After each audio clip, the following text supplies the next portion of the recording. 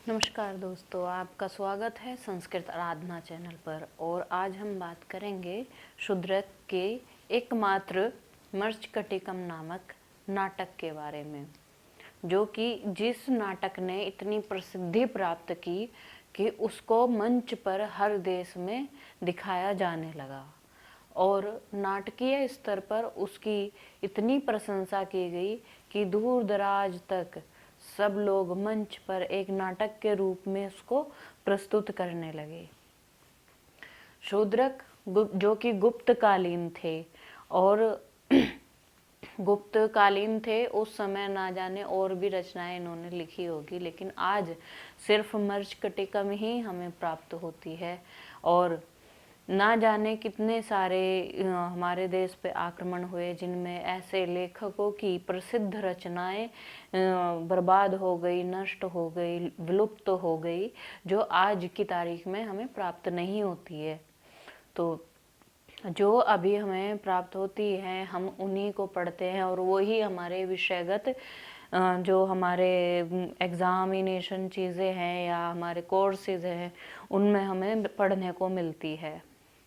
हमारा संस्कृत साहित्य तो इतना विशाल है कि ना जाने उसमें कितने सारे नाटक और कितनी सारी कथाएं उसमें वर्णित है।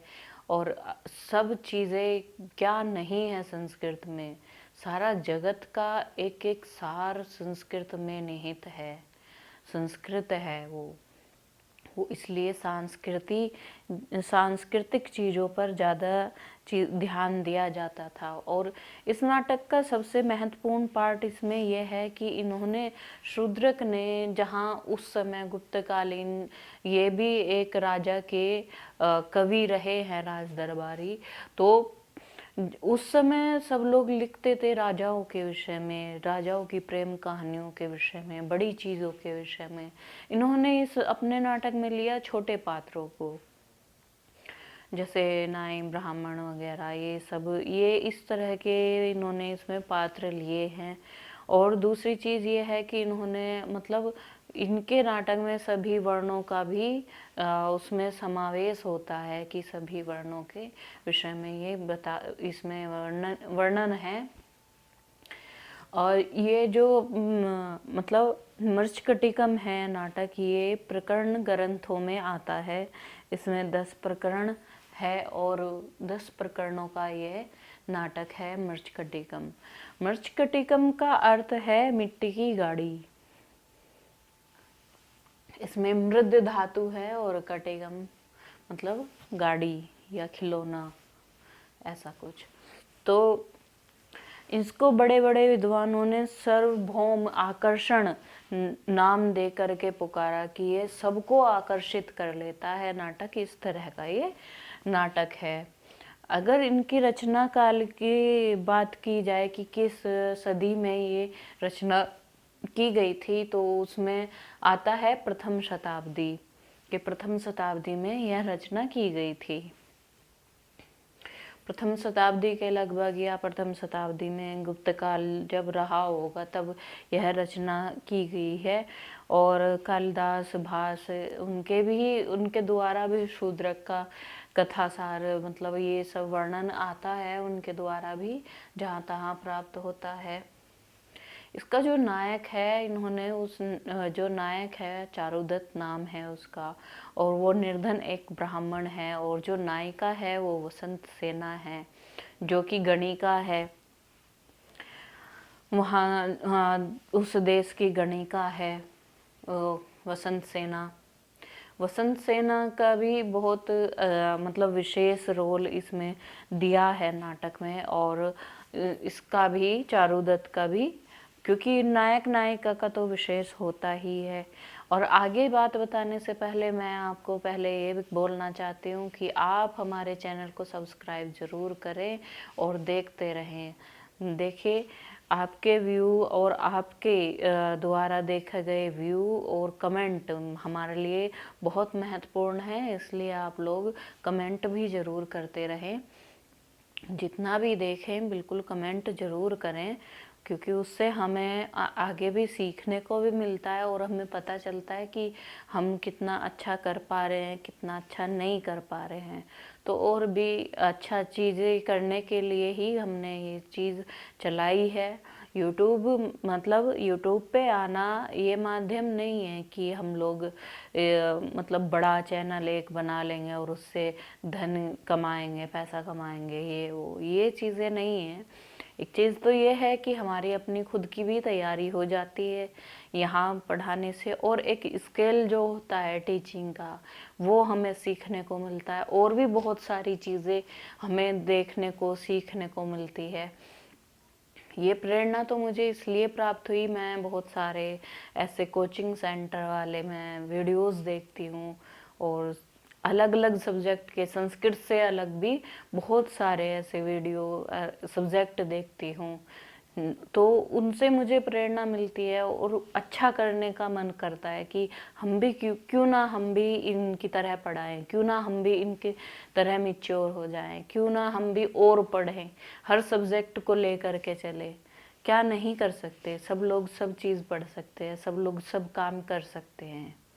बहुत सारे लोग हैं मुझे बोलते हैं कि ये सब बेकार है, ये इसमें कोई फ़ायदा नहीं है, ये करो वो करो। नहीं, जिसका जो मन है वो उसको वो ही करना चाहिए और वो उसमें ही सक्सेस होता है। और यही नीति सदियों से चली आ रही है। आप सचिन तेंदुलकर को सिंगर नहीं बना सकते, है ना, किसी सिंगर को आप क्रिकेटर नहीं बना सकते। तो वही चीज़ें हैं। कुछ चीज़ें लोग एक दूसरे के ऊपर थोपते हैं कि हमने अचीवमेंट कर लिया है किसी जॉब में या किसी एकेडमिक चीज़ों में, तो उसका नहीं है तो उसको चिढ़ाते हैं, उसको बोलते हैं। तो वो शायद क्या कर ले, वो आपको तो नहीं पता है ना, वो क्या कर ले, वो कुछ भी कर सकता है। इसमें बहुत सारी चीज़ें हैं नाटक में। नाटक की ओर चलते हैं। और मृच्छकटिकम का अर्थ आपको मैंने बता दिया है, मिट्टी की गाड़ी।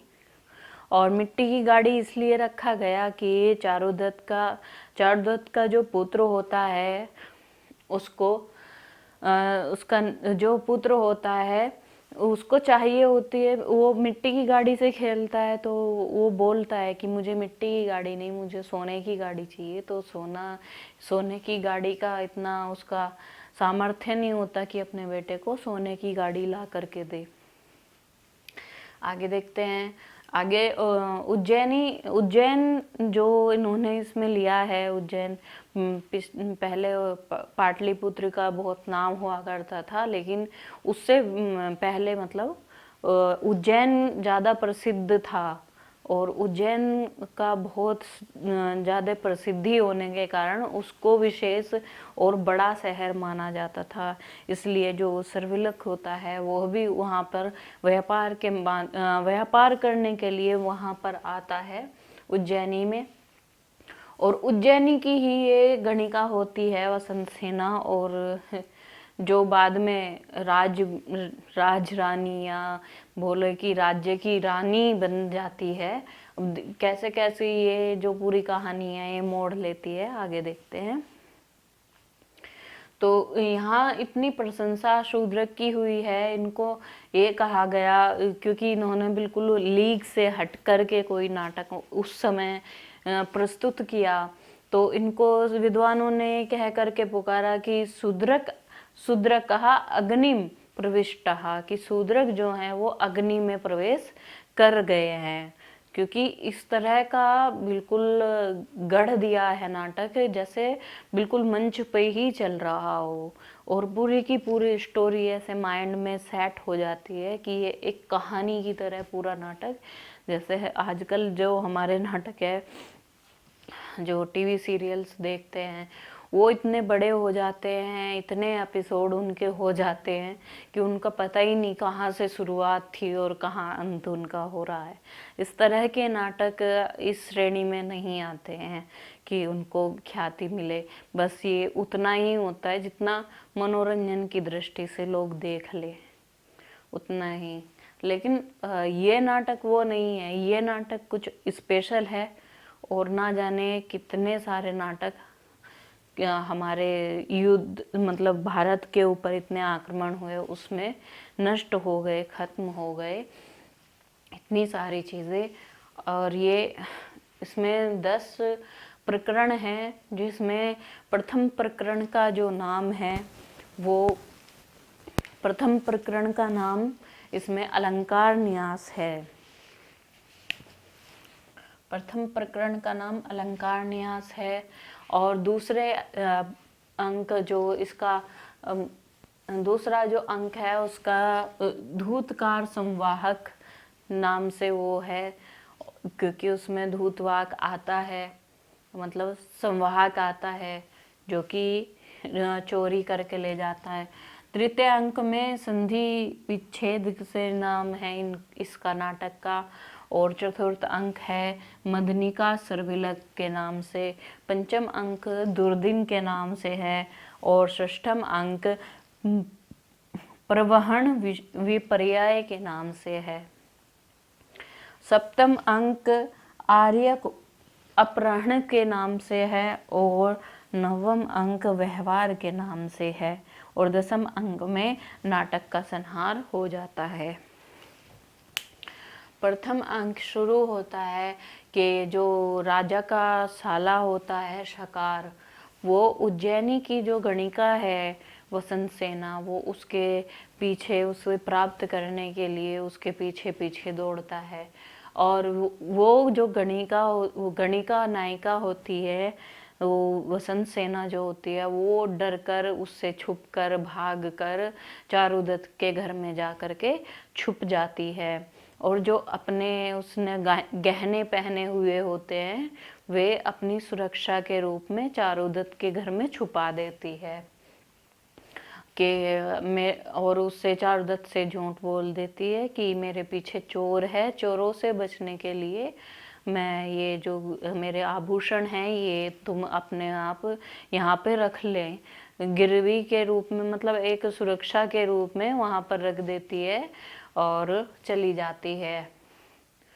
तो जो दूसरे अंक में वहाँ पर संवाहक आता है, जिसको मतलब पैसों की ज़रूरत होती है, तो वो चारुदत्त के घर में घुस जाता है। चारुदत्त के घर से वो उसके गहनों को चुरा कर ले जाता है, भाग जाता है। और क्योंकि जो सर्विलक होता है, सर्विलक ब्राह्मण वसंत सेना की दासी जो होती है मदनिका, उससे प्रेम करता है सर्विलक, तो उसको पैसे चाहिए होते हैं। तो पैसे चाहिए होते हैं तो वो चारुदत्त के घर जा कर के वसंत सेना के गहने चुरा लेता है। और गहने चुरा कर वो मदनिका को, जो दासी होती है उसकी, उसको छुड़ा लेता है कि धन के रूप ये धन ले लो। और ऐसा सोच करके वो कहती है, तो मदनिका उसको रोक देती है, बोलती है कि ऐसा नहीं करें, और इससे तो उसके चारुदत्त के ऊपर भी ऋण हो जाएगा और तुम भी झूठे चोर कहलाओगे। तो वो फिर सारे जो गहने होते हैं वो दान में दे देता है, मतलब दान में नहीं, उसको वसंत सेना को ही दे देता है, ये कह करके कि चारुदत्त के जो घर है वो जर्जर है और वहाँ से असुरक्षा की भावना है, इसलिए चारुदत्त ने ही मुझे ये भेजा है और ये गहने जो हैं ये आप रख लो अपने सुरक्षित, क्योंकि उसके घर में वो सुरक्षित नहीं थे। तो ये वसंत सेना सारी बातें समझ जाती है, तो वहाँ पर उसको जाते हुए रोक लेती है कि तुम जा रहे हो, तुमने सच बोला, तो तुम उपहार के रूप में कुछ लेकर के जाना। तो वो मदनिका को उसको उपहार के रूप में दे देती है कि तुम इसको लेकर के जाओ। वो दोनों खुश हो जाते हैं, उधर से चले जाते हैं। तो उसका जो दूत होता है विदूषक मैत्रेय जो होता है, जो चारुदत्त का मित्र था, तो वो मतलब वो बोलता है कि दूता उसको कहती, उसको वो गहने लेने के लिए जाता है वहाँ पे, तो वहाँ गहने नहीं मिलते हैं।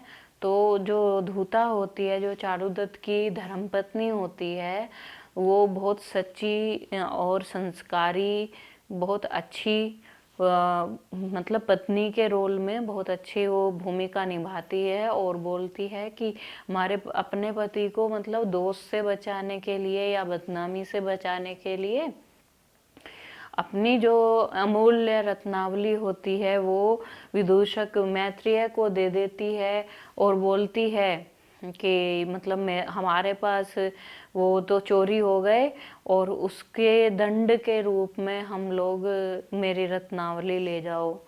तो उसमें ये जो होता है विदूषक मैत्रेय चतुर्थ अंक में वो झूठ बोल देता है। वो वसंत सेना के पास जाकर के बोलता है कि जो मतलब मैं सोने का जो स्वर्ण पात्र होता है वो जुए में हार गया हूँ और उसके बदले आप ये कीमती रत्नावली मैं तुम्हें भेंट कर रहा हूँ। तो वो जानती है, वसंत सेना ने पहले ही सारी कहानी जान ली थी कि यह झूठ बोल रहा है। वो कुछ नहीं कहती, वो शांत रहती है, चुप रहती है, उस समय कुछ नहीं बोलती। पंचम अंक में दुर्दिन आता है और उसमें वसंत, इसमें पंचम अंक में वर्षा ऋतु का वर्णन किया गया है। एक उसमें वर्षा होती रहती है, वसंत सेना चारुदत्त के घर में आश्रय लेती है। फिर उस सुबह होती है तो चारुदत्त उद्यान में जाता है, पुष्पकारण्यक उद्यान में जाता है। षष्ठम अंक शुरू हो जाता है और वहाँ पर वसंत सेना भी उसके पीछे पीछे उद्यान में उससे भेंट करने के लिए जाती है और बताने के लिए सारी बातें। तो वहाँ वो ये देखती है जो उसका जो चारुदत्त का पुत्र है, रोहोसेन जो चारुदत्त का पुत्र है, उसको देखती है और देखती है कि वो जिद कर रहा है, रो रहा है, बोल रहा है कि मुझको मिट्टी की नहीं सोने की गाड़ी चाहिए खेलने के लिए। तो उसको देखती है और वो अपने मतलब उसको उपहार के रूप में सोने की गाड़ी भी देती है बाद में। और यहाँ पे वो जब देखती है, भूल करके शिकार की गाड़ी में मिल करके जब जाती रहती है तो अपनी गाड़ी में ना बैठ करके शिकार की गाड़ी में बैठ जाती है।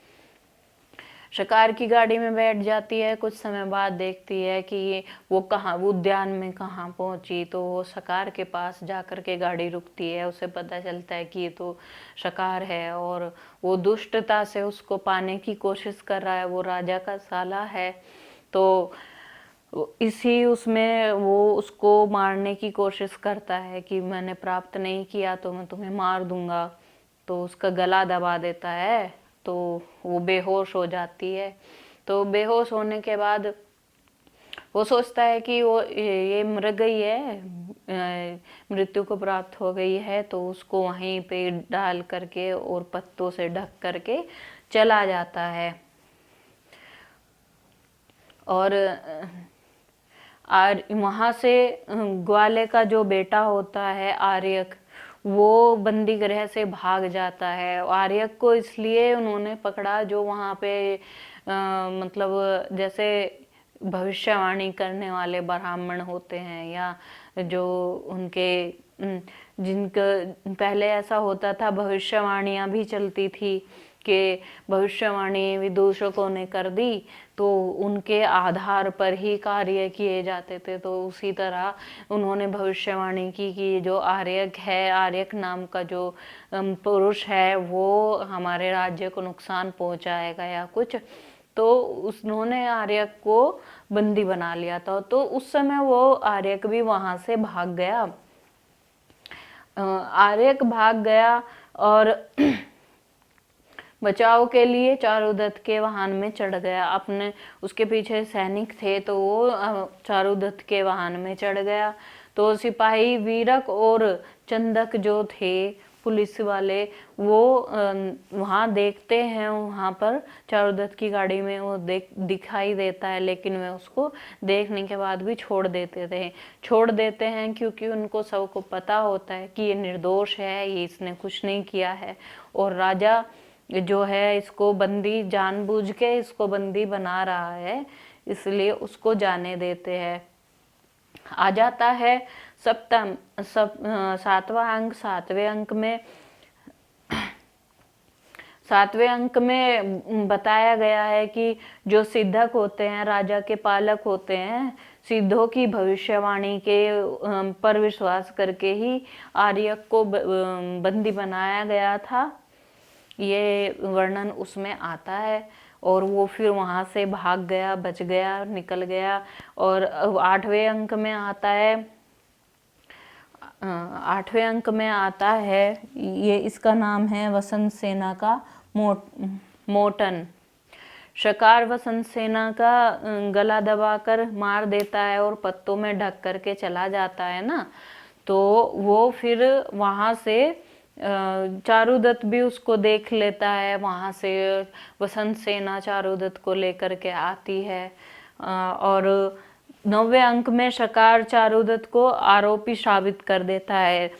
वो क्योंकि वहां पे जो बेहोश पड़ी होती है, वहां मिलता है चारुदत्त, और चारुदत्त को सिपाही पकड़ लेते हैं। वो शकार होता है तो वो उसके ऊपर आरोप लगा देता है कि मैंने नहीं, इसने इसको मार दिया है। और जो चारुदत्त होता है वो बहुत ही सादगी भरा ब्राह्मण होता है, इतना चालाक नहीं होता, तो वो अपनी जो मतलब वो साबित ही नहीं कर पाता कि वो निर्दोष है, तो उसको मृत्यु दंड दे देते हैं सब कि इसको मृत्यु दंड दो।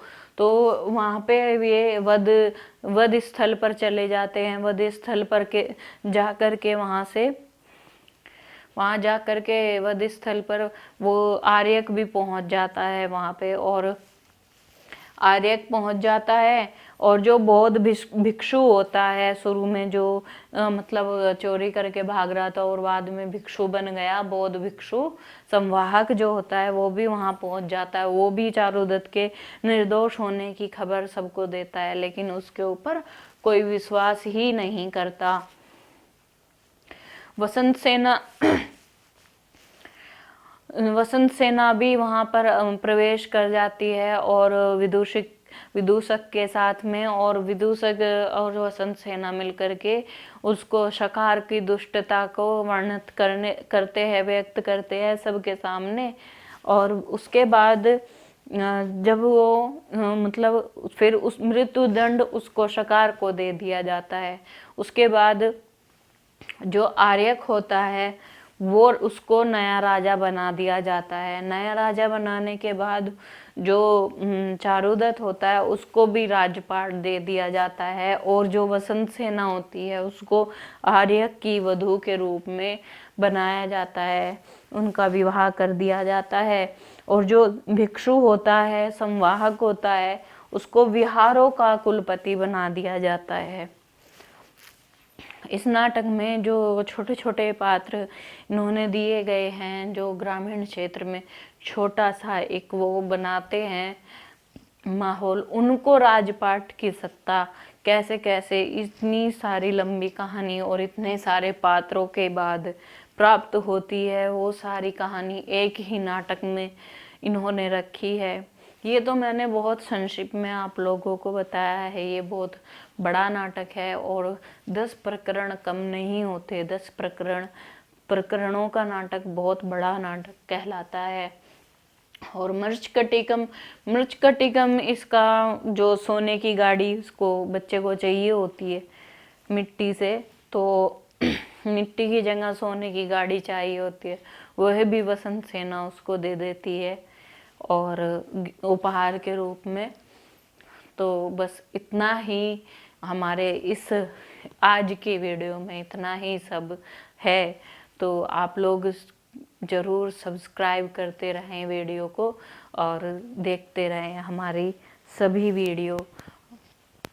कल हम नए सब्जेक्ट के साथ, नए मतलब राइटर के साथ हम फिर से उपस्थित होंगे और आपको फिर से नई एक कहानी सुनाएंगे। धन्यवाद।